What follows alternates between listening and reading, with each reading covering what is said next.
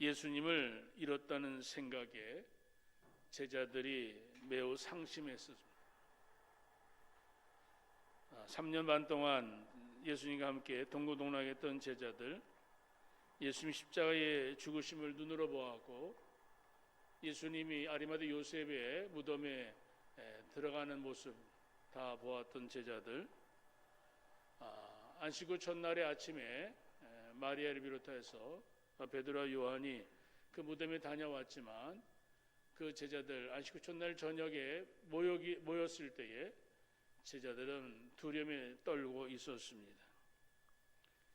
예수님 부활했다는 말씀을 들었습니다만은 저희들의 삶에는, 저희들의 마음에는 여전히 불안, 며칠 전에 예수님이 십자가에 죽으셨던 그러한 불안한 그러한 모습들, 그들의 마음을 지배하고 있었습니다. 우리가 예수를 믿으면서도 우리들의 삶에, 우리 가정에 어떤 여러 가지 어려운 문제가 생기게 되었지만 믿음을 가지고 그 모든 것들을 잘 극복하고 이기기보다는 그 문제에 눌려가지고 삶에 대한 전반적인 모든 기력을 잃어버리고 삶에 대한 그러한 의욕 상실한 다음에 삶에 대한 것을 하루하루 참 숨쉬는 것조차도 힘들어하는 것들이 오늘 삶의 우리들의 모습들입니다. 예수님을 잃어버렸다는 생각에 상심했던 제자들에게 예수님이 찾아오셨습니다. 부활하신 예수님이 찾아오시는 것 참 큰 축복이죠. 제자들을 예수님이 만나고자 그날 밤에 그 저녁에 제자들을 찾아오게 되어졌을 때에 저들의 그러한 있었던 곳은 문이 굳게 닫혀 있었습니다마는 예수님이 오늘 그곳에 들어오셔서 오늘 제자들에게 평강이 있을지어다 말씀해 주었습니다. 문을 두드리고 예수님에게 문을 열어주기보다는 그 문을 꼭 잠그고 그냥 두려워서 떨고 있는 제자들에게 예수님이 오셨을 때에 아마 예수님의 제자들은 놀랐을 겁니다. 이게 무슨 일이냐고. 닫힌 공간에 갑자기 어떤 물체가 들어오게 되어지면 놀랄 수밖에 없을 겁니다. 그런데 그 물체가 제자들을 향하여서 너에게 평강이 있을지어다. 다른 말로 얘기하면 놀라지 말아라 그 말이죠. 두려움과 놀람에 있는 저들에게, 공포 속에 두려움에 질려 있을 수밖에 없는 그런 저들을 예수님께서 평강이 있을지어다. 먼저 저들에게 놀라지 말라고 말씀하신 예수님, 손과 옆구리를 보여주면서 제자들에게 오늘 나다 그렇게 말씀해 주었습니다. 예수님의 그러한 모습을 보게 되어졌을 때에 두려움에 떨고 있던 저들이 예수님을 보고 기뻐하는 상황, 오늘 우리가 신앙생활하고 있는 오늘 우리들에게 내가 오늘도 믿음을 가지고 산다고 말하지만 나는 예수를 믿는 것이 오늘 내게 어떠한 권세가 있는가, 어떠한 능력이 있는가 하는 것들을 오늘 내 삶의 현장에서 한번 테스트해 보시기를 주 이름으로 축복합니다. 히브리서 11장에 보면은 믿음은 바라는 것들의 실상이여 보지 못하는 것들의 증거니 선진들이 이로써 많은 증거를 얻었다. 그러한 말씀을 우리가 알고 있습니다. 믿음 바라는 것들의 실상이다, 실체다. 여러분, 실체는 깨닫는 것을 이야기합니다.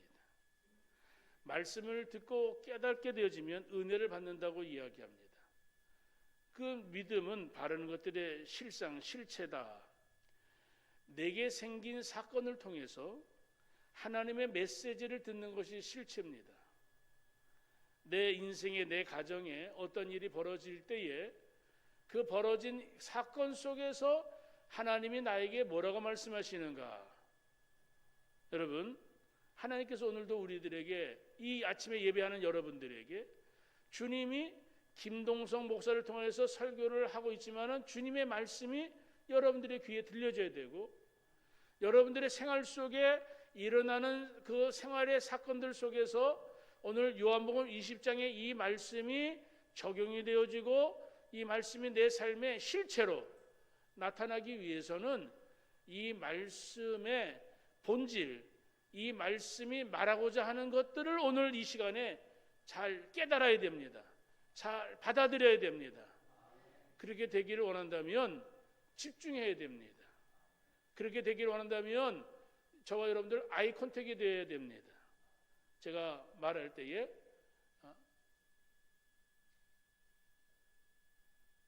하나님의 말씀을 듣는 여러분들 귀를 기울이고 말씀을 들어야 됩니다. 제가 말하다가 잠깐 멈췄더니 다 얼굴을 들었네요. 오늘 한 이런 몇 번 해봐야 되겠네. 뭘 하려고 그러는가.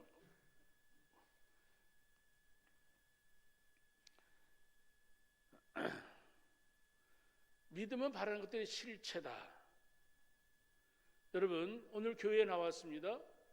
예배를 드릴 때에 예배를 드리는 여러분 이 시간 메시지를 듣기보다는 교회에 참석하는 데 의미를 두고 있다면 오늘 김 목사에게 오늘 주님 앞에 나와서 예배에 참석하는 거에 목적을 두었다면 여러분은 왔으니까 이제 끝나는 겁니다. 그렇죠? 도장 찍었으니까. 예배를 드리는 시간에 무슨 일을 해도 여러분 괜찮다고 생각하면은 여러분 오늘 그냥 예배에 참석하시는 것으로 여러분들 신앙생활 끝난다고 생각하면은 지금부터 설교하는 건 제가 헛소리입니다. 제가 하는 거. 왜? 들을 생각을 안 하니까. 근데 중요한 거는 오늘 예배를 때 가장 중요한 하이라이트는 말씀을 듣고 메시지를 듣고 그 말씀을 듣고 내 생활 속에 내게 지금 일어나는 일들 속에서 그 말씀을 접목하는 겁니다. 그 말씀을 적용하는 겁니다. 그 말씀을 적용하게 되어질 때에 거기에 믿음의 실체가 나타나게 되어지는 겁니다. 어떤 사람들은 교회에 나오는 것으로 내가 믿음을 가지고 있다고 이야기할 수 있는지 모르지만 믿음은 그런 것이 아닙니다. 말씀을 듣고 그 말씀을 깨닫고 그 말씀 속에서 주님이 원하시는 그러한 주의 뜻을 이뤄나가는 겁니다. 예.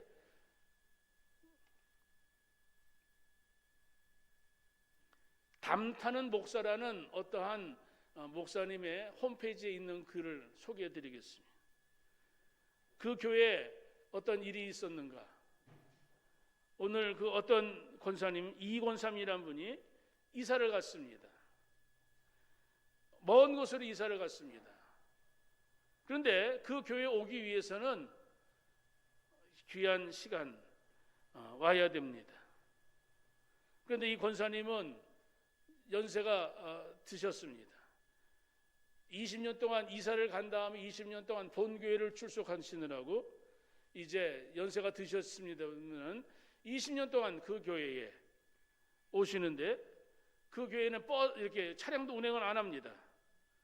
버스를 타시고 오시는데 연세가 드시다 보니까 한쪽 눈이 잘 보이지도 않아서 버스 타다가 다치기도 하시고 예배를 드리기 위해서 그 먼 길을 오시는데 어느 날은 다치셔가지고 병원에 입원도 하셨습니다. 그래가지고 오늘 이 권사님이 병원에 입원하게 되어졌을 때에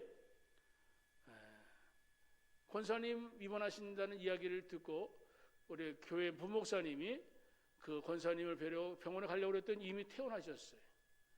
그래가지고 권사님이 계신 그 집에 이제 이 부목사님이 이제 그 집을 가게 되어집니다. 아파트가 아니고 단독주택인데 이 목사님이 그 집을 갔습니다. 근데 전화해도 안 받으시고 배를 눌러도 안 열어주시고 분명히 그 권사님이 계시다는 이야기를 듣고 갔는데 그래가지고 할 수 없이 이 목사님이 그냥 집에 올려다가 할 수 없이 목사님이 담을 타고 넘어갔습니다. 그 권사님 연세가 되었으니까 그도 잘 안 들렸나 봐요. 목사님이 담 타고 넘어온 이거 깜짝 놀래가지고 어쩌신 일이냐고. 그러니까 목사님이 권사님 뵈러 왔다고. 그러니까 권사님이 오셨으니까 예배 드려달라고. 그래가지고 반가워가지고 예배를 드리고 찬송을 부르고 은혜를 함께 나누고 그렇게 목사님이 돌아왔습니다. 그 다음날 교회가 난리가 났습니다. 집에 아들하고 며느리가 교회에다가 전화를 해가지고 담 타는 목사가 어딨냐고. 믿지 않는 며느리가 그러지 않아도 우리 시어머니 버스 타고 다니느라고 그냥 그렇게 그냥 고생하시고 병원에 입원하고 계셨는데, 좀 우리 어머니 시어머니 극성이지만 당신네 교회 목사도 극성이라고 탐타는 목사. 여러분, 교회를 나와서 예배를 드리는 것보다도 참석하는 것에 목적을 두시는 어떤 성도의 신앙, 그냥 왔다 갔다 20년 동안 버스를 타고 다니시면서 교회에 오시면서 하나님 앞에 예배하는 그 성도의 모습, 권사님의 모습, 똑같은 교회를 다녀도 실체를 붙드는 권사님, 오늘 주님이 원하시는 것이 무엇인가, 그것을 가지고 신앙생활하는 분들, 오늘 수많은 사람들이 내 편한 데서 내 신앙 가지면 되지 뭐 그렇게 생각하는 분들이 있습니다. 잘 지어진 교회, 빠짐없이 드려지는, 그리고 그 교회에 많은 프로그램이 있고 거기 가가지고 그 프로그램에 취해서 그렇게 내가 예배를 드리고 신앙생활을 하는 것도 중요하지만 그 교회 프로그램에 거기에 함께 참여해서 즐거움을 누리는, 어떠한 혜택을 보고자 하는 사랑하는 성도 여러분, 믿음은 무엇일까요? 믿음의 실체는 무엇일까요? 하나님 때문에 바라는 것들, 원하는 것들을 실상으로 놓고 보이지 않는 것, 보지 못하는 것을 더 중요시 여기는 것. 믿음은 바라는 것들이 실상에 보지 못하는 것들의 증거니, 오늘도 예수를 믿고 믿음으로 살 때 믿음이란 게 뭐냐 이 말이죠. 오늘도 신앙 안에서 살아가는 저와 여러분들에게 이 부활주일 지난 주간에 여러분들 부활하신 예수님과 함께 지난 한 주간 동안 믿음의 실체를 가지고 사셨는가, 한번 여러분 자신들을 생각해 보시기를 주 이름으로 축복합니다. 히브리서 11장 3절에 보니까 믿음으로 모든 세계가 하나님 말씀으로 지어진 줄을 우리가 아나니 보이는 것은 나타난 것으로 말미암아 된 것이 아니니라. 모든 세계가 하나님 말씀으로 지은 줄을 깨닫는 게 믿음으로 가능하다 이 말입니다. 과학자나 천재가 가르쳐 주는 것이 진리가 아니라 어린 아이들도 믿음으로 하나님이 만드신 이 모든 것을 어린 아이들도 믿음으로 알 수 있지만 똑똑한 천재나 과학자는 모를 수도 있습니다. 영국의 스티븐 호킹이라는 사람이 빅뱅이라는 것을 발표해가지고 유명해졌습니다. 스티븐 호킹이라는 사람은 몸이 불편한 그러한 분입니다.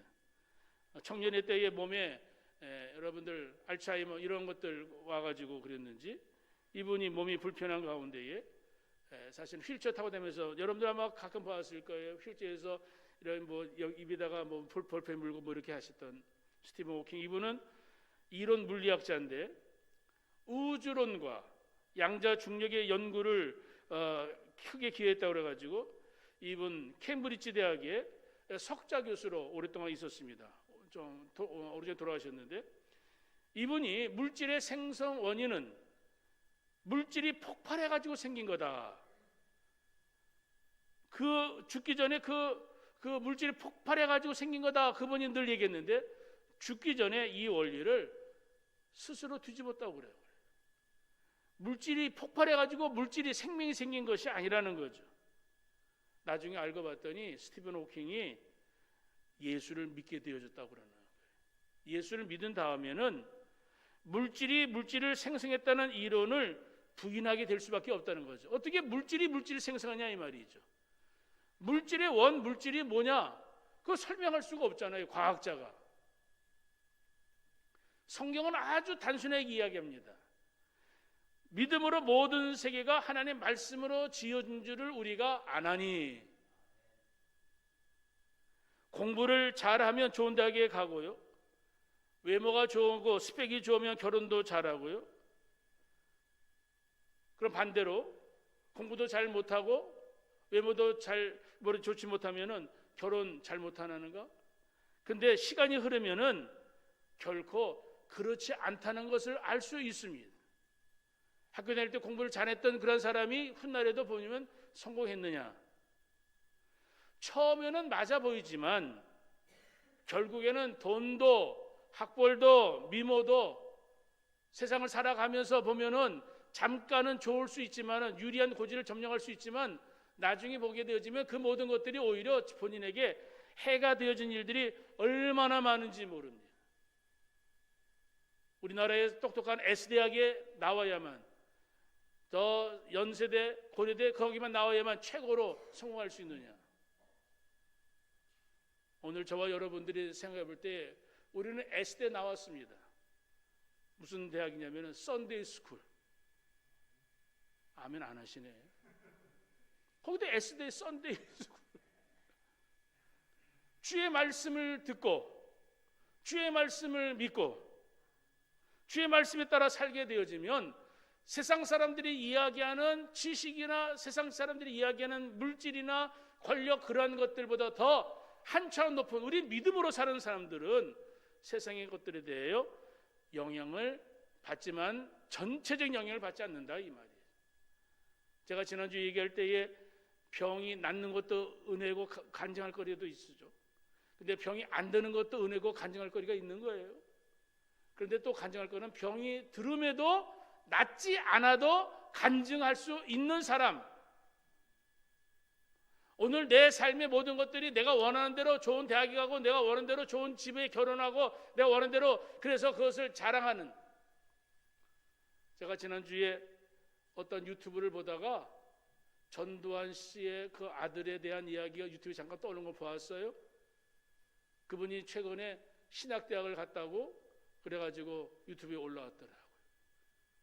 그 부부가 함께 어떤 간증에 나왔는데 그 전 아무개 이야기하는 거 보니까 과연 저 사람이 대통령 아들 옛날에 그렇게 유명했던 사람 맞아? 그런데 그 마음에 감옥에 있으면서 그분이 감옥에 간 거 여러분들 아시죠? 있으면서 예수를 만나게 되어죠. 예수를 만난 다음에 자기의 삶에. 근데 더 중요한 거는 그의 아내 박아무개라는 부인이 정말 믿음이 좋아가지고 그 남편을 이렇게 케어를 했더라고요 보니까. 그분이 그렇게 얘기하더라고요. 모든 사람들이 나를 욕하고 우리 아버지를 욕하고 있는데 내가 이렇게 되어지는 것조차도 사람들한테 흉잡힐까 봐 사실 두려웠습니다. 나 때문에 예수님이 또 욕먹을까 봐 두렵다 그 말이죠. 나 같은 사람이 신학대학 가서 목회자가 되겠다는 그 길을 걸어가는 지금 시발점이 있는데 오늘 그거 과연 하나님께 영광이 될까? 그렇게 자기는 참 염려하는 마음으로 지금 공부하고 있다고 얘기하더라고요. 사랑하는 성도 여러분, 오늘도 세상을 살아갈 때에 오늘 우리에게 인생에 가장 귀하고 유익한 게 무엇인가? 오늘 요한복음 20장에 보게 되어지면 막달라 마리아라는 사람이 예수님을 찾아 나서게 되어졌을 때에 부활의 첫 목적자가 되는 복을 받았습니다.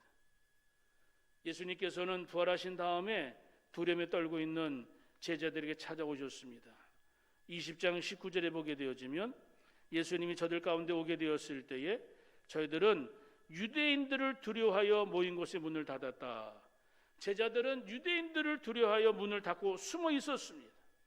자기네들이 어디 숨어 있는가 색출되어져 가지고 저희들도 십자가에서 죽을까 봐 두려워서 문을 닫고 있었는데 제자들은 이미 예수님 부활했다는 이야기를 들었습니다. 베드로 요한 빈 무덤 확인했습니다. 그런데도 저녁이 되어졌을 때 저들은 여전히 두려움에 떨고 있습니다. 부활의 소식을 듣고도 주님을 죽인 자들이 자기네들도 죽이지 않을까 무서워하고 있는 제자들의 모습들. 말씀을 믿어 두려움을 이겨내야 되는데 오늘 예수님이 부활했다가 오늘 제자들에게 나타났음에도 저희들은 그것을 부활하신 예수님을 알고 있음에도 마음에 깊이 믿지를 못했다 이 말이에요.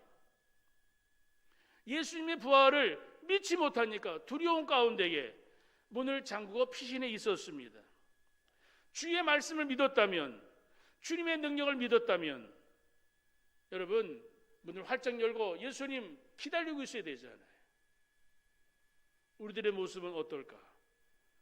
예수를 믿고 세상을 살고 있지만 여전히 세상과 여러 가지 문제들이 두려움의 상태에 있다면, 어떠한 문제 속에서 내가 또 어떤 어려움을 당할까 오늘 마음의 두려움과 무서움과 염려와 근심 속에 묶여 있다면, 오늘 예수를 믿음에도 불구하고 내 마음의 어둠의 그늘이 나를 사로잡게 되어지면 얼굴의 표정부터 늘 두려움에 있는 그 모습 보게 되어지면, 겁에 질려 있는 모습 보게 되어지면 예수를 믿는 사람답지 못하다 하는 그러한 모습들을 우리가 갖게 되어집니다. 부활하신 예수님을 알고 있었지만 제자들은 그것을 믿지 못하니까 두려움의 상태에 있었습니다.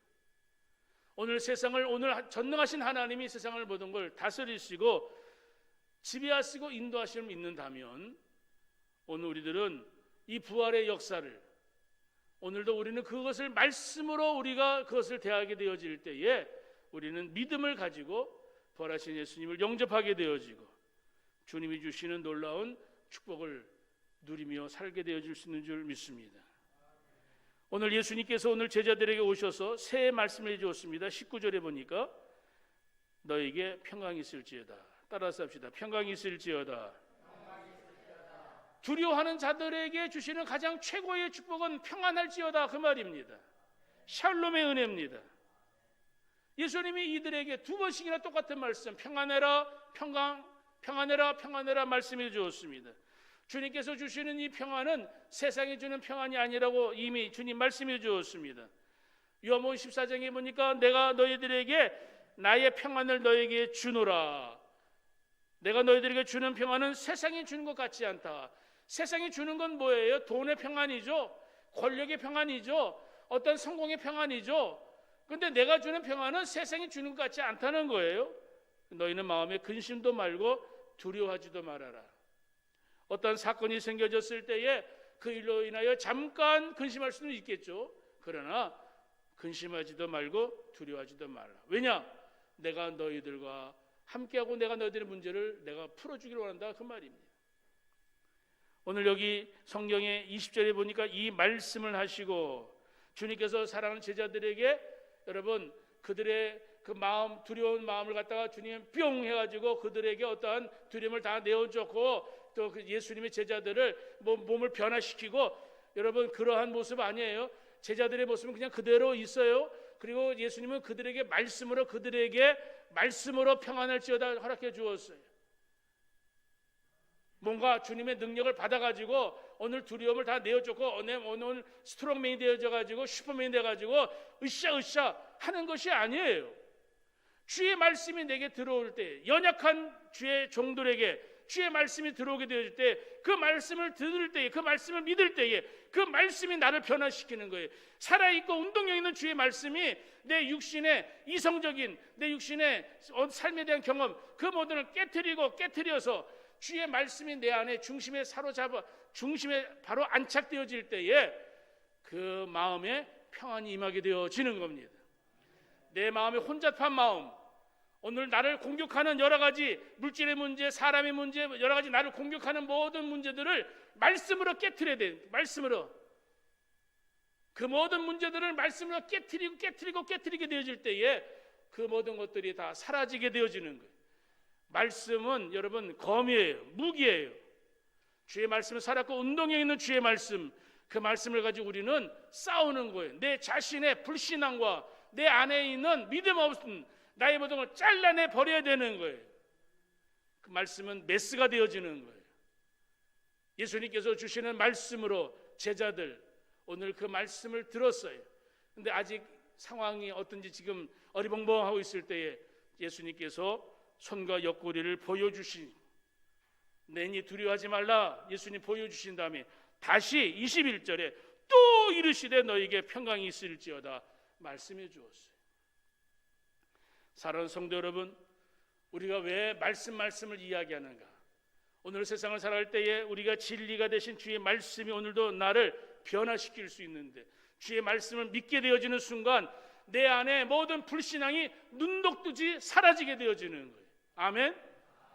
주의 말씀을 내가 믿게 되어질 때에 어제까지 나의 주인이었던 악한 모든 어둠과 비진리가 다 도망하게 되어지고, 그럼 주님만 남으시는 거잖아요. 진리만 남는 거잖아요. 그 진리가 나를 붙잡고 인도하게 되어질 때에 그 진리 안에서 오늘 내 삶의 평안, 안식을 누리게 되어지는 줄 믿습니다. 예수님의 제자들 지난 3년 동안 예수님과 함께 많은 기적을 보았습니다. 많은 것들을 눈으로 보았습니다마는, 그러나 예수님이 자기들 눈앞에서 십자가에 죽으시고 무덤에 들어간 것을 보았을 때에 자기들이 가졌던 모든 것들을 다 잃어버린 줄 알았습니다. 그러나 잃어버린 것이 아니라 오늘 부활하신 예수님이 나타나셔서 그들이 믿었던 진리가 진짜임을 예수님이 다시 보여주면서 그들에게 평안을지어다 말씀해 주었습니다. 사랑하는 성도 여러분, 오랫동안 예수를 믿으면서 신앙생활을 했다 할지라도 어린아이 때부터 어린 시절에 제가 신방을 가면 어린아이들이 그 집에서 가정예배 드리면 찬송하고 기도하고 막 그러는 모습, 그 아이들이 장차 다 믿음이 좋을까? 여러분, 그 어릴 때의 그 믿음이 계속 잘 자라면 얼마나 좋겠습니까? 그때에 그것은 하나의 그냥 아이들의 그런 집안의 그런 모습이죠. 근데 어른이 되어지면 이상하게 고등학교, 대학교 가면은 세상에 나가면은 돌아오지 않는 탕자들이 얼마나 많은지 몰라. 왜 그럴까? 어릴 때부터 그 믿음의 실체를 붙잡지 아니하고 그냥 하나의 그냥 프로그램이라 그럴까요? 그런 것에 그냥 취해 있으니까 그러는 거예요. 부활하신 예수님이 제자들에게 나타나셔서 손과 옆구리를 보여주었을 때에 사실은 하나님의 아들로서 그 모습은 그렇게 자랑스러운 모습이 아니에요. 십자가에 죽으신 예수의 모습은 그렇게 자랑스러운 모습이 아닙니다. 그러나 그것은 우리를 죄에서 구원하기 위한 하나님의 그러한 구원의 역사이기 때문에 결코 약함이 아니라 강함이 되어지는 거죠. 진정한 강함은 약함으로부터 나온다는 거 여러분들 아십니까? 오늘 하나님의 아들이신 예수님이 인간으로서 죽음을 받아들이기 어려운 일이었습니다마는 예수님은 그것을 회피하지 않았습니다. 오늘 우리는 고난 받아들이고 싶지 않습니다. 가능한 한 그냥 편하게 살다가 편하게 가기를 원합니다.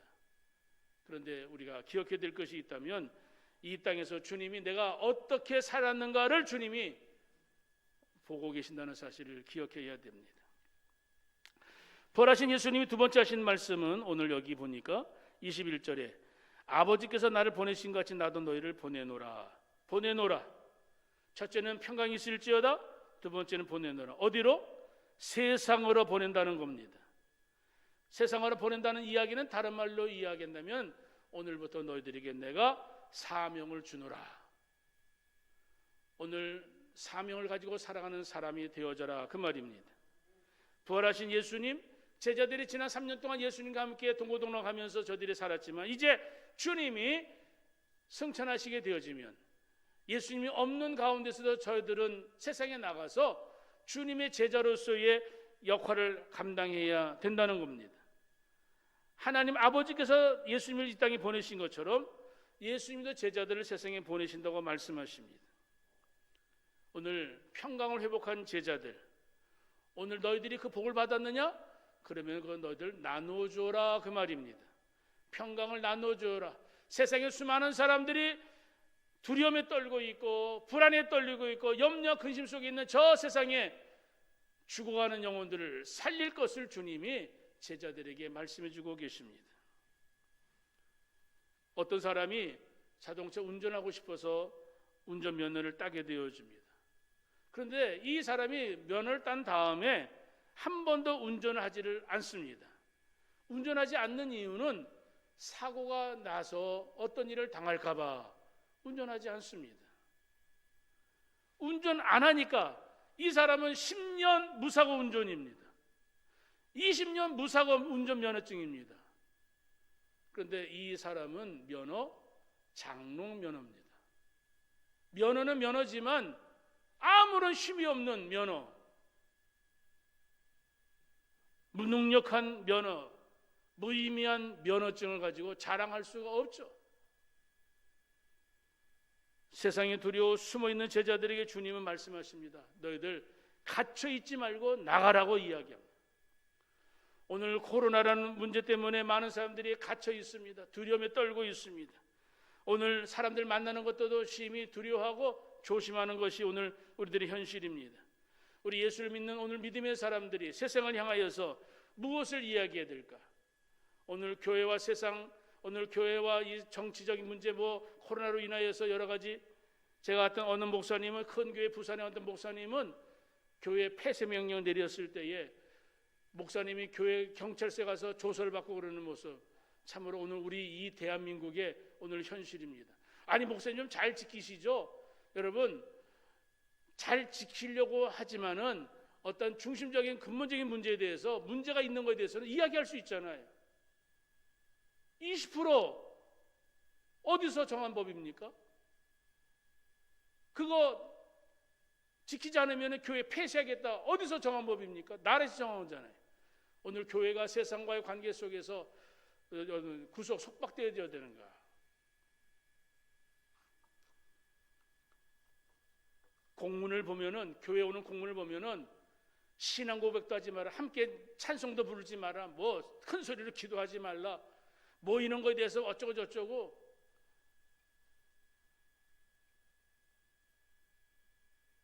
우리 교회에서 방역하는 것, 우리 열심히 우리 다, 그래서 제가 오늘 마스크 쓰고 설교합니다. 나중에 마스크를 썼니 안 썼니 그거 가지고 또 시비 걸까 봐. 제가 겁이 많죠? 근데 교회가 그걸 잘 지킨다는 것을 보여주기 위한 겁니다. 사랑하는 성도 여러분, 세상을 살아가는 우리 모두들에게 용기 있게 나아가서 하나님이 기뻐하신 일을 하면서 세상을 바꿔야 될 줄 믿습니다. 더불어 이야기한다면 기도해야 될 제목들이 있습니다. 오늘 어떤 질병관리청, 질병 관련 문제 때문에 교회가 어떤 문제가 생기게 되어지면은 교회 폐쇄도 된다. 국회에서 지금 발의가 되어가지고 지금 올라가 있는 상태에 여러분들 그걸 아셔야 됩니다. 만약 그 통과되어지면은 정부에서 교회 폐쇄하는 거 마음대로. 그런데 제가 어저께 뉴스 보니까 저 중국 공산당이 지금 중국의 가정교회를 다 조사해가지고 다 문을 닫으려고 지금 하고 있다는 거예요.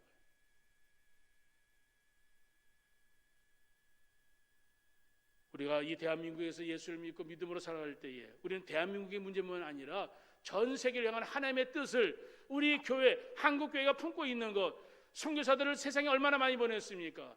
오늘 한국교회가 얼마나 지난 130, 40년 동안 얼마나 많은 복을 받았습니까? 근데 코로나 때문에 지금 한국교회가 지금 여러 가지 어려움을 당하고 있는 것, 우리가 기도해야 될 제목인 줄 믿습니다. 여러분, 예수님은 사랑하는 제자들에게 아버지께서 나를 보내신 것 같이 나도 너희를 보내노라. 어디를 보낸다고요? 세상으로 보낸다는 겁니다. 세상에서 예수님 십자가에 죽으셨잖아요. 그 예수님의 그 죽으심을 당신이 경험한 예수님, 야야야, 너희들 세상으로 나가지 마. 나갔던 죽을 줄 알아? 큰일 난다. 제가 지난주에 말씀드렸죠. 카타콤의 순교자에 대한 이야기.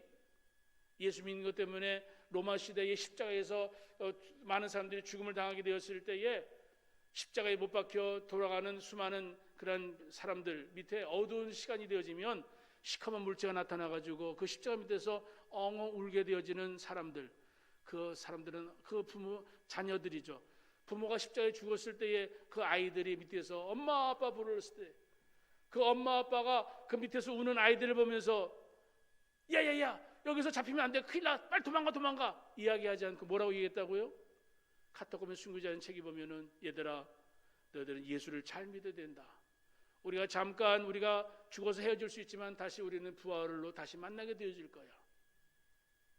그러한 이야기를 2000년 전에 십자가에서 못 박혀 죽어가는 사람들이 이야기했다는 것, 그것이 진짜 권세죠. 나를 보내신 것 같이 나도 너희를 세상에 보내노라. 예수님이 부활을 목격한 제자들에게 예수님은 복음 전파를 위해서 세상으로 가라고 말씀해 주십니다. 우리가 내 마음대로 예수님의 제자가 되고 예수님이 보내받는 게 아닙니다. 예수님이 보내실 때에 우리가 주님의 제자가 되어지는 것이고, 주님이 원하시는 곳에 우리가 가서 우리가 주님의 말씀에 순종해서 주일들을 감당하는 것인 줄 믿습니다. 부활하신 예수님이 세 번째 하신 말씀이 뭘까요? 오늘 22절에 보면 숨을 내쉬며 이르시되 성령을 받으라 말씀해 주십니다. 주님이 주신 사명은 세상으로 나가는 사명인데 세상으로 나가기 위해서는 힘이 필요합니다. 그 힘이 무엇이라고요? 성령이다 이 말이죠.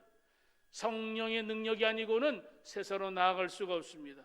세상에 나아가기 두렵습니다. 세상에 나가도 사명 감당할 수가 없습니다. 왜? 두려움에 떨면 아무것도 못하는 거예요. 전도하다가 잡혀갈까 봐 아무것도 못하는 거예요. 예배를 드리다가 잡혀갈까 봐 아무도 교회 안 나오는 거예요. 지금 교회 오늘 지난주보다 1부 예배 때는 많이 나왔지만 2부 예배 때는 지금 많이 안 나오잖아요. 정부에서 또 이야기하죠. 코로나가 또 뭐 이렇게 그 발표만 있으면 그 다음 주에 늘 사람이 적습니다. 성도들이 너무 정부의 말을 잘 들어요. 지금 정부의 말을 잘 듣는 게 이상한 건 아닙니다만은 중요한 거는 성도들의 마음에 전능하신 하나님의 인도하심 속에 내가 어떻게 세상을 살아갈 것인가. 여러분 오늘 우리가 내 마음에 내 근심 염려 그 어떤 것 때문에 두려움에 늘 불안해하고 있으면은 아무것도 못하는 거예요. 예수님이 너무나 제자들을 잘 알았기 때문에 제자들이 필요한 세 번째 조치 성령을 받으라 말씀해 주었습니다. 여러분 성령은 하나님의 능력입니다. 하나님의 권세입니다. 여러분 이 성령을 받은 다음에 하는 일이 뭘까요? 23절에 다 같이 한번 읽어볼까요? 시작. 너희가 누구의 죄든지 사하면 사여질 것이요 누구의 죄든지 그대로면 그대로 있으리라 하시니라. 여러분 성령을 받게 되어졌을 때에 무엇이 가능한가? 죄를 사하는 권세가 최고의 권세로 주님 말씀해 주십니다. 성령을 받게 되어지면 성령의 능력을 힘입은 사람들이 누구의 죄든지 사할 수 있습니다. 내 힘으로 죄를 사하는 것이 아니라 내 안에 계시는 성령의 능력으로 그 사람을 용서해 줄 수 있고 죄를 사해 줄 수가 있는 줄 믿습니다. 마가복음 2장에 보게 되어지면 예수님이 중풍병자를 고치신 사건이 있는데 주님께서 그 중풍병자가 당신에게 왔을 때에 주님의 관심거리는 무엇이었을까? 많은 사람들이 지금 다 그걸 주목하고 있어요. 중풍병자를 고치면은 수많은 사람들이 예수님을 와 예수님 참 병 고치는 일에는 최고다 그렇게 완전 스타가 되어질 수 있는 거죠. 여러분 근데 예수님께서 오늘 그 중풍병자를 보았을 때에 하신 말씀이 뭐냐? 중풍병자야 걸어라 그것을 말씀하시기 전에 첫 번째 하신 말씀은 이 말씀이었어요. 소자야 내 죄사함을 받았느니라 말씀입니다. 오늘 중풍병에 걸려온 그 인생에 오늘 그 사람의 가장 큰 문제는 중풍병 걸린 것보다 더 큰 문제는 죄의 문제였다. 마음의 문제였다. 내면의 문제였다. 중풍병자는 외적인 것은 중풍병이 문제지만 사실은 주님께서는 그 사람의 마음의 숨은 죄에 더 관심을 가지셨습니다. 오늘날 많은 사람들이 죄 문제가 해결되어져야 되는데 중풍병만 해결되기를 원하는 거예요. 중풍병 해결되어지면 또 죄 짓는데 마음대로 가잖아요. 그렇죠? 중풍병 죄 나으면은 죄 마음대로 가고 싶은 대로 죄 짓고 싶은 대로 가는 게 그 인생에 과연 좋은 일인가? 오히려 중풍병 걸리면은 마음대로 다니지 못하면 죄 안 짓잖아요. 거꾸로 생각해 보면 예수를 믿는 사람들이 오늘 사업이 잘 되고 뭐가 다 잘 되고 그런다. 열심히 하나님 앞에 하나님 사업 때 오늘 뭐 잘 되게 달라고 건강 달라고 건강해진 다음에 하나님이 기뻐하는 일보다는 엉뚱한 것을 죄 짓고 엉뚱한 일을 하고 그런 사람들이 얼마나 많아요. 그 사람의 문제는 오늘 중풍병 그것보다 더 중요한 문제는 죄의 문제, 우리 인간의 죄의 문제. 우리의 인생에 문제가 있을 때마다 우리가 뭘 점검해야 되느냐? 우리의 영성이, 우리의 마음에 오늘 내 기도생활, 신앙생활, 내가 어떠한 영적인 문제, 내 삶의 모든 문제들이 뭔가 우리 자신들 면밀히 검토해 보아야 됩니다. 육적인 건강, 물질의 부귀영화, 사업이 잘 되고 좋은 직장에 들어가는 거 관심을 많이 기울입니다만은 오늘 예수를 믿는 저와 여러분들에게 더 귀한 관심은 오늘 예수님을 통하여서 내가 깨달아야 될 것이 무엇인가? 사랑하는 성도 여러분, 오늘 우리들의 가장 큰 문제는 이 죄의 문제입니다. 영적인 치유가 먼저입니다. 가정에서 물질이 없어서 부부싸움을 일으키고 가정에서 가족들과의 관계가 물질 때문에 일어난다? 여러분, 사랑이 식어지면 문제가 생겨지는 거예요.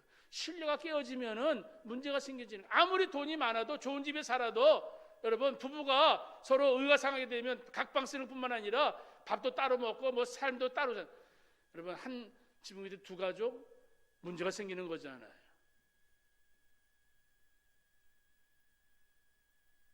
우리의 삶 속에 많은 염려와 걱정거리, 죄로부터 자유롭지 못한 인생들. 그러나 마음이 치유되어지면 이기적으로 살지 아니하고 누군가 긍휼히 여기고 저 사람의 잘못을 불쌍히 여기고 그 사람에게도 다시 한번 기회를 주고 저희들에게도 은혜를 주는 것. 예수님이 제자들에게 다시 찾아오셔서 기회를 주었잖아요. 오늘 내 자녀들에게 다시 기회를 주는 것, 우리의 이웃들에게 다시 기회를 주는 것. 오늘 그것이 오늘 우리에게 주신 주님이 주신 사명인 줄 믿습니다. 오늘 주님께서 죄 사함을 이야기했을 때에 그 자리에 있었던 어떤 사람들은 마음이 편하지 않았습니다. 어떤 서기관들이 생각하기를 이 젊은 예수가 어떤 사람이기에 죄를 사한다고 저렇게 이야기할까? 하나님 한 분 외에는 능히 죄를 사할 수 있겠느냐? 그러면서 서기관들은 예수님을 향하여서 트집 잡을 일이 생겼다고 좋아했습니다. 문제거리가 생겼다고 좋아했습니다. 뒤에서 수군거리는 사람, 공연히 트집 잡는 사람, 사탄은 이렇게 우리의 인생을 회방하기를 원하고 우리의 가정을 깨트리기를 원합니다. 여러분, 삶을 살아가게 되어질 때에 가끔 뒤에서 수군거리는 소리를 듣게 되어지죠? 여러분, 뒷담화하는 소리를 듣게 되어지죠? 여러분, 그때에 우리 마음이 불편하죠, 그렇죠? 몰랐으면 모르겠는데 들었으면 불편하잖아요. 그때에 오늘 이 아침에 설교를 잘 생각하시길 바랍니다. 여러분의 귀가 앞으로 열렸습니까? 뒤로 열렸습니까? 여러분들의 귀가 앞으로 열렸잖아요, 그렇죠? 앞을 향했다는 이야기는 뒤의 말은 듣지도 말라 이 말이에요. 제가 해석하는 겁니다. 하나님의 은혜 가운데 우리는 우리 주님이 주시는 말씀만 들어야지 뒷담화, 그건 사탄의 소리예요. 그럼 우리를 넘어뜨리는 악한 자의 소리예요. 그러한 소리를 들을 때마다 왜 넘어지고 자빠지냐 이 말이에요. 내 앞에서 하지 못하는 말이라면 그 말은 사탄의 말이죠. 주님은 우리 뒤에 숨어가지고 뒤에서 속삭이지 않습니다. 전능하신 하나님은 오늘 우리들에게 확실한 말씀을 주시는 거예요. 살다가 보면은 뒷담화 이야기, 오늘 다른 생각을 갖게 하는 이야기들 들을 때에 여러분 그 소리 무시하시기를 바랍니다. 아울러 속으로만 하는 말도 조심하시길 바랍니다. 사람은 안 들어도 하나님은 들으시기 때문에 여러분 속으로 말한 것도 저 사람 못 들었으니까 괜찮을 거야. 하나님이 다 들으시고 말한 대로 하나님은 다 갚으시는 하나님이에요. 사랑하는 성도 여러분, 오늘도 주님께서 우리들에게 하시는 말씀 뭘까요? 23절 말씀 다시 봅니다. 누구의 죄든지 사하면 사여질 것이다. 오늘 내가 다른 사람의 죄를 사할 수 있는 것이 내게 있는가 없는가? 성령의 은혜를 받아서 오늘 내 주변에 있는 사람들을 사랑하고 그들을 긍휼히 여기게 되어지면 그들이 한 어떤 일도 용서해 줄 수가 있는 거예요. 누구의 이름으로? 예수의 이름으로. 먼저 예수의 이름으로 용서해 준 다음에 주님 앞에 내 마음도 주님 앞에 맡겨야 되는 거죠. 나는 죽어도 저 사람 용서 못해? 여러분, 그 사람의 마음에 예수님이 계신가 생각해 보아야 됩니다. 오늘 세상에 많은 사람들이 오늘 세상의 물질을 추구하고 자기의 어떠한 성공을 추구하기 위하여 수단 방법 가리지 않고 살아가는 사람들 때문에 세상은 죄로 인하여 망가졌습니다. 죄가 관영한 세상 속에서 살다 보면은 우리조차도 이 죄 짓는 것에 대해서 무감각해지게 되어집니다. 소돔과 고모라 성에 들어간 롯이 그곳을 정화시킬 수 있었는가? 아니에요. 롯이 그곳에 들어가가지고 그 소돔과 고모라 사람처럼 그렇게 변화되어집니다. 천사가 롯을 만났을 때에도 천사와 그 롯의 가족들이 천사의 말을 금방 순종했는가?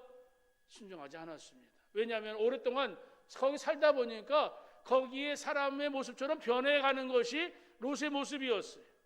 다윗의 모습도 마찬가지예요. 여러분 구약 성경에 다윗이 사울에게 많은 어려움을 당했을 때에 피신 도망 다니다가 마지막에는 어디까지 가냐면은 저 블레셋이라는 옛날 원수의 나라까지 가게 되어져요. 다윗이 그곳에 몸을 피신해서 살게 되어졌을 때에 거기 아기스라는 왕이 또 신하들과 함께 저 받아들일까 말까 할 때 여러분 신하들이 아니요 왕이요 저 다윗은 우리의 원수입니다 받지 맙시다 했을 때에 그 왕은 이렇게 얘기합니다. 야 이번 기회에 다윗을 우리 편으로 만들자. 다윗이 어떤 사람이냐? 다윗을 우리가 받아주자. 받아주는데 다 믿지는 말어. 그리고 다윗을 이렇게 늘 호시탐탐 감시하게 되어집니다. 다윗이 거기 살면서 어떻게 살았는지 여러분 잘 들어보시길 바랍니다. 그 블레셋 왕한테 점수를 따려고 블레셋 왕이 명령하는 것들은 다 순종하고 할 수밖에 없는 거예요. 왜? 왕의 말대로 안 들면은 다윗이 죽으니까 그 왕이 말합니다. 야 다윗 너 이스라엘 가가지고 그 침략해와. 이스라엘 가가지고 물질 좀 뺏어와. 그러면 다윗이 여러분 그 왕의 명령을 듣고 가게 되어집니다. 근데 다윗이 가면 돼요 안 돼요? 안 되니까 이스라엘 옆에 있는 블레셋 지역을 가서 약탈해가지고 왕한테 거짓말합니다. 왕이요 내가 이번에 약탈한 거 드립니다. 여러분 다윗의 그 모습을 보면 하나님의 사람 다윗의 모습이 있어요 없어요? 없는 거예요. 왜 없느냐? 블레셋 사람의 문화 속에서 그 살아남기 위해서는 그 사람의 원한대로 살다 보니까 거짓말도 하고 나쁜 짓도 하고 우리가 사는 세상에서 살아남기 위해서 우리가 과연 그렇게 살아야 되는가? 그래서 내가 사는 그 장소가 중요한 거예요. 하나님의 은혜의 장소요. 믿음의 사람들과 함께 만나게 되어지면 서로 격려하고 용기를 북돋아주고 힘을 나누지만 저 세상에 거짓된 삶을 살고 악한 사람들을 살면은 그곳에 살아남기 위해서 오늘 사람들이 안면 몰수하고 철판 깔고 뭐 거짓된 말을 하면서도 거짓이 거짓을 낳고 그렇게 세상을 살아가는 그런 세상, 죄악이 들끓는 세상, 우리가 살고 있는 이 세상 속에서 오늘 우리가 어떻게 살아야 될까요? 오늘 성령의 능력을 받아서 오늘 하나님의 귀한 믿음의 귀한 종들로 오늘 세상 속에 나가서 하나님 원하시는 거룩한 삶을 살아야 될 줄 믿습니다. 거룩한 삶을 산다는 것 그 자체가 여러분 얼마나 고난이 예비되어 있는가 알 수가 있습니다. 그러나 사랑하는 성도 여러분, 성령을 받아 주의 능력을 받게 되어지면 오늘 세상에 나가 어떤 일에도 두렵지 않습니다. 사망의 음침한 골짜기를 갈지라도 평강을 누릴 수가 있습니다. 왜 그럴까요? 오늘 주님이 함께 하시기 때문에 그렇습니다. 오늘 주님께서 오늘 사랑하는 제자들에게 27절에 이렇게 말씀하십니다. 너희들 믿음 없는 자가 되지 말고 믿는 자가 되어라. 그때 도마가 말하죠. 나의 주님이시요 나의 하나님이십니다. 예수님께서 도마에게 말합니다. 너는 나를 본 거로 믿느냐? 보지 못하고 믿는 자는 복되도다. 사랑하는 성도들이여, 오늘 예수를 만난 저와 여러분들, 오늘도 우리는 2000년 전에 예수님 부활하신 예수님을 말씀을 통하여 믿습니다. 오늘 말씀으로 세상을 하나님이 만드신 것을 믿었듯이 부활의 역사를 우리는 믿고 믿음 안에서 우리 성령 인도하심에 따라서 세상을 나가 살아갈 때에 내 권력이나 내 물질이나 내 지식이나 내 힘을 의지하지 아니하고 우리는 예수의 능력을 가지고 세상에 나가서 하나님의 거룩한 삶을 살아가는 주의 종들이요 주님의 제자임을 여러분들 믿으시기를 주 이름으로 축복합니다. 오늘 세상에 나가 살아가게 되어질 때에 고난이 오늘 우리에게 온다 할지라도 손해를 보는 일이 있다 할지라도 여러분 기뻐할 수 있는 마음과 믿음을 준비하며 살아갈 수 있는 성도들 되시기를 바랍니다.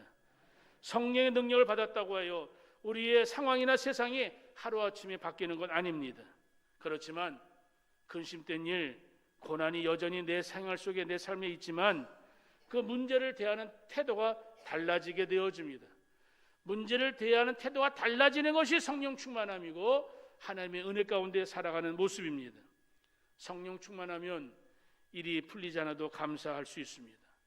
성령의 능력을 가지고 살게 되어지면 고난이 있음에도 기뻐할 수가 있습니다. 성령의 능력을 받아 믿음으로 살아가게 되어지면 내 삶의 존재의 이유가 분명해지면 존재 이유가 분명한 사람은 사명을 가지고 살고 있기 때문에 사명을 가진 자들에게는 하나님이 때마다 일마다 능력을 주시어서 반드시 사명을 이룰 수 있도록 하나님은 믿음의 사람들을 도와주실 줄 믿습니다. 사랑하는 성도 여러분, 주님께서 오늘도 우리에게 말씀하십니다. 너희들 평강이 있을지어다. 내가 너희들 세상에 보내노라. 너희들 성령을 받으라. 주님 말씀하시고, 오늘도 오늘도 그리스도를 믿는 자가 되어지고 하늘의 신령한 복을 받고 살기를 원하십니다. 성경을 기록한 목적 31절에 보니까 오직 이것을 기록하면 너희로 예수께서 하나님의 아들 그리스도를 믿게 하려 하며 또 너희로 믿고 그 이름을 힘입어 생명을 얻게 하려 함이니라. 사랑하는 성도 여러분, 세상을 살아갈 때에 어떤 일에 두려움이 있습니까? 주님과 함께 나가시기를 바랍니다.